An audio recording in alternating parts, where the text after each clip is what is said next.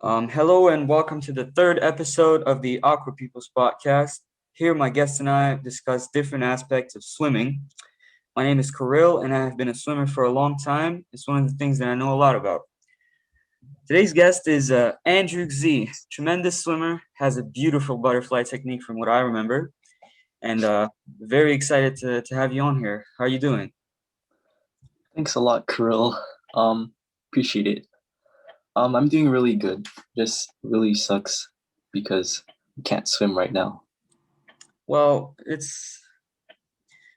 pool is opening really soon, so like next Friday, I think, right? Yeah, it's next Friday. But I'm kind of worried about what I'm gonna feel like when I'm back in the pool. Oh, we're all gonna feel very bad. It's about how well, yeah, it's about how fast you get back into it. Yeah, and if you were active during the lockdown. Were you active? Yeah, I was pretty active. Were you? No, we had trainings almost every day. Yeah, us too, but they were on Zoom, so Yeah, it's not the same. it's not the same. So you have continued training, right? Yes, well, up to November, we were still training as a group, like small groups. Mm-hmm. And then, Oh, like in the pool? yeah, we were Okay. training in the pool. And then it stopped. So we had to book private, no, not private stuff, but time slots from the city. Right. I did that And we too, yeah. were, and the coaches weren't allowed to come. So you had to swim alone in a lane. So that's how it went by from November all the way to January when it closed again. Yep, And exactly. that was definitely closed. Yeah. So yeah, it Uh, was pretty tough. so what type of training did you do from January? Was it just dryland or like Yeah, yoga? when it locked down completely, we stopped swimming and we had to do dry land. For our coaches made a lot of Zoom practices and they really tried to make it fun for us all the way until now. And it was pretty good. Okay. I can relate. That's basically what the same situation we had up till November. Then from end of November till January, I was in the pool by my own. So yeah. Well, Uh, did you guys get the chance to swim during the summer? Summer, yeah, summer we were swimming 3 times a week in the mornings, but it was just to keep us like keep the feel for the water. Yeah, I feel really grateful because I started swimming in June Yeah, same here. June. because like the it was only the national people, but they chose some people to join them, and Mhm. I'm really grateful that they chose me because They I know actually some of my yeah, I know some of my friends they didn't get the chance to swim the whole summer. wow. And me, I had practices every day during the whole summer, and we even started having doubles in September. And That's yeah, it was pretty much all okay until November when it just got worse. yeah. Yeah, I think everyone went through this, every swimmer in Montreal at least. But how hard was it for you to get back in the pool, let's say in June? Oh, it was really hard. The first week, we weren't even allowed to go in the pool because they were scared that we did not have enough cardio to even just move. Oh So wow. the first week we had this intensive dryland outside program where we were in a group and every day we were doing 2 hours of dryland. We were running 10K and then doing core arms, legs, everything.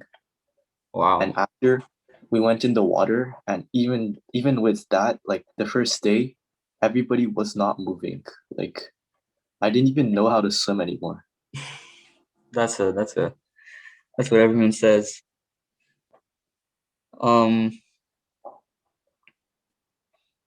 so,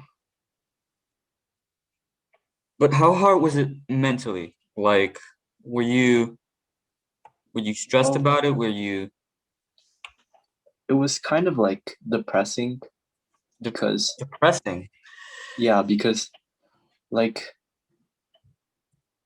I because during the lockdown, it was like okay, first of all, um everything started in March, right? Hmm. And The my lockdown? birthday's in yeah, my birthday's this March 30th, and Hmm. we had triple A's Oh, I didn't. March 20th. So I was like the biggest, like the oldest, and Mhm. I was supposed to like have an advantage or some sort, but it just got canceled right before, like the week right before. Yeah, I remember. So it I really like remember. it really hit me because I was still 14. I was swimming with the 13, 14s, and yeah, I just missed out on this perfect chance. I Uh, can relate because from I might be wrong, but we got the message on Thursday the week before, and yeah, us too. I was in the lockers in my school, and I just collapsed because I was supposed to go to Triple A's too, and the months before that, it's the only thing like that. Those were my Olympics, you know, Yeah. and Was it your first time? it was my first time on Triple A's, and apparently they like Triple A's isn't a thing anymore. Yeah, I heard that. It's I think that was it's like this big thing where it's like combined with Coupe du Quebec or something. Exactly, yeah. And so um, now like there's basically no age category. There Yeah, is, basically. but you can I move think there up. is. There is an age category, but let's say But if you're like 12 and you swim very fast, you can swim with the 15, 16s. I think that's what it yeah, is. but like now I think the issue right now for swimmers here is like the lack of improvement and the fact that like time just doesn't stop and like you aged like a year and a half like right now since the lockdown maybe, well not a year and a half but like a year, Hmm. but like most people haven't improved at all and maybe just even got slower, but the standards aren't going to change. Like in the world right now, like let's take for example in the US, Hmm. they just haven't stopped because even if they had like really bad times with COVID, the government didn't shut down anything. So they continued swimming. And with us Canadians, we just stopped. So I think that's a problem right now for like Canada versus like worldwide. I can see what you mean, but don't you think that for the year and a half of dryland training that we haven't picked up some strengths? Yes, true. Like I can take myself for example. Um, I wasn't really a very strong dryland person. Like when I transferred here to Point Claire, Mm-hmm. I hadn't done any dryland with Côte Saint Luc, so Right. I was like I couldn't keep up with anything because my first year here, I didn't go to the national group because my time schedule wasn't good because my school is like an hour from here, Mm-hmm. so I was in the provincial group, and even if you think like it'd be a lot easier in the provincial group, I was struggling like because drylands were like an hour and it was before the swims. So I was already tired after the dry land. So I was struggling in the water and it was really hard the first like 5 months after coming here. And I wasn't Yeah. really doing really well in competitions because I was just so tired. And I had to take the train every day to school. And like I was on the road 2 hours a day. Well, are you better now? Yes, it got a lot better after 2019 when it started 2020. But unfortunately, everything closed on March, so I Well, couldn't really, I mean, in the period of the pandemic, did you get better at dryland? That's what I mean. yeah, a lot. Well, that Like for me, as someone who hasn't done a lot of dryland, like this dryland boost really helped me a lot. And like it, it's shown, right? yeah, Did it you really guys does. participate in the virtual competition in December? No, I don't think we did. Yeah, because us, like we did, What and was just before you start telling me about it? What's the what was it about the virtual competition?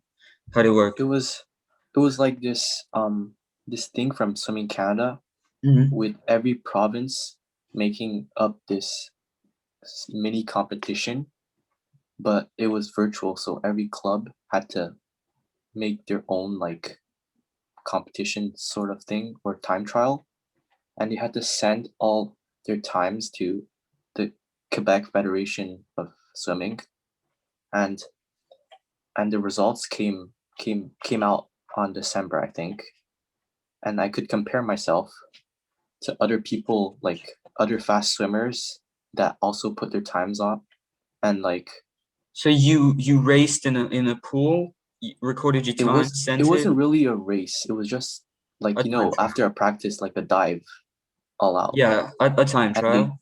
yeah a time trial, and it was pretty good. Like for example, my 100 fly, um, I was like really. It wasn't really a good race, but even though like I didn't felt really good, I was still like I think I was because I think I was first for 15/16s. Yeah, I was Mhm. first with 58.69. But and overall in because I think they put 15, 16, and 17 together. So I Uh-huh. was second overall, and the first place person was a 17-year-old. So that was pretty good. So you've improved. Yeah, because I Was think the that like dryland, close? Was that like close to your best time? yeah, that's 2 seconds better than my best time. Oh wow.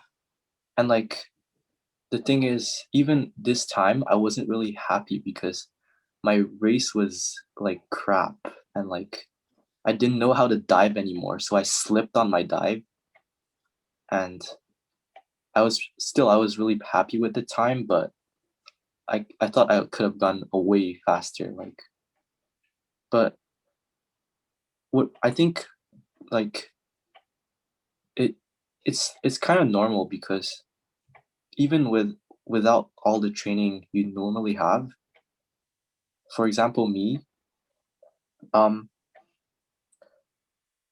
the dryland like kind of substituted for the swimming because I wasn't really I didn't really need swimming last year because um I just lacked a lot of strength, so it it helped more than swimming, I think. Um, did you have any problems with training in terms of motivation? Not really, like because everybody when I was swimming, I was with people that were really fast, and that really motivated me to like swim like really well during practices. And also what motivated me was the fact that this could be like a determining like point in your career, and that Mm.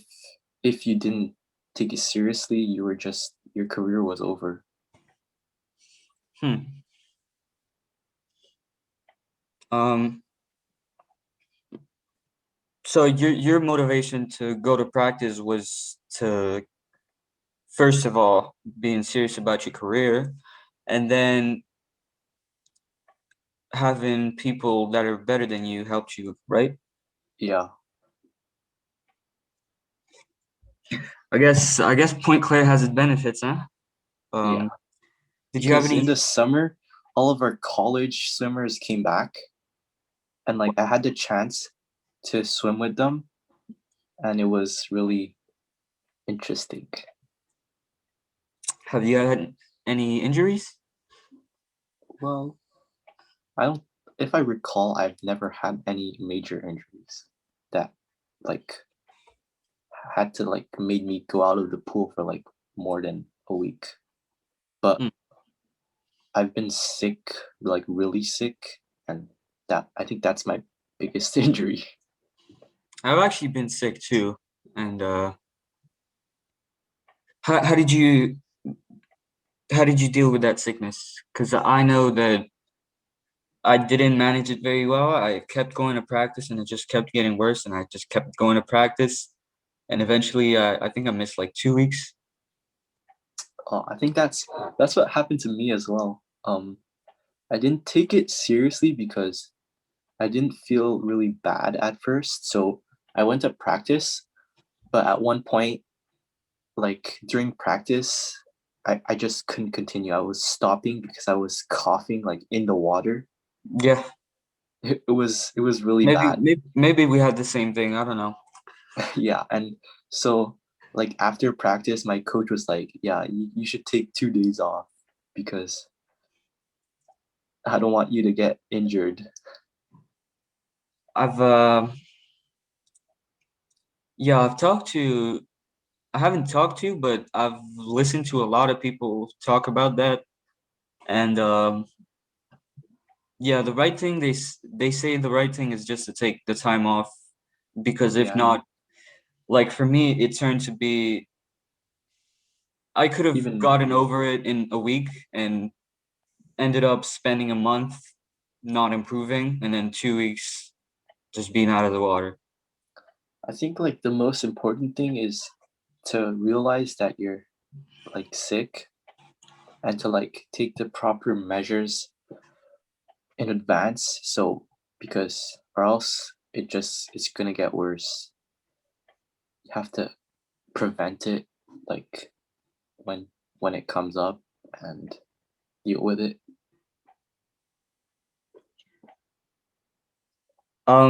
I know right now all of the swimmers are very excited for next Friday to for the pools to open up. That's all we want to do. But I've actually gone in a film set last weekend after what, a month out of the water, and we had to my team had to play a swim team in a movie, and the shooting lasted 12 hours. So at the beginning, we were all excited to get in the water. It was very good. It felt really nice. But then by the end, it wasn't really pleasant. So I'm saying that because right now we're all excited to get in the water to start training. But have you ever had that? Do you think you will have that feeling that after maybe 2 months of intensive training, you will like start to doubt yourself? That's a good question. Um, I've never had that sort of problem because even like at moments when I'm really down, like emotionally and physically, um, I always have my goal in mind, and that really helps me since you know training 2 months intensively. Like I know that's gonna help me to reach my goal, and like even if it makes me really like sick emotionally or physically, like I would sacrifice anything just to like have that, and because I know that's gonna help me. And also I think that's gonna determine whether in a competition the person next to you beats you or you beat them. That's very inspirational. That's actually exactly what I wanted you to say. Because I know a couple swimmers that maybe weren't ready for the training, but the training was way too tough for them, and they ended up not really wanting to swim and not really want to train. They hung on for the rest of the season, but then the next season they just left, and that's really sad. So I'm happy to hear that you have a goal. What's your goal in swimming? Not really sure, but maybe to like reach my full potential and Be the see best you where, can. yeah, be the best I can, because I know I haven't reached that yet. That's very wise. Yes. Um, uh, I think we've covered everything I wanted to cover. Thanks for coming on here. Thanks It's for really nice inviting talking to me. you. It's been And such a long time. yeah, so I'm just gonna stop it right there.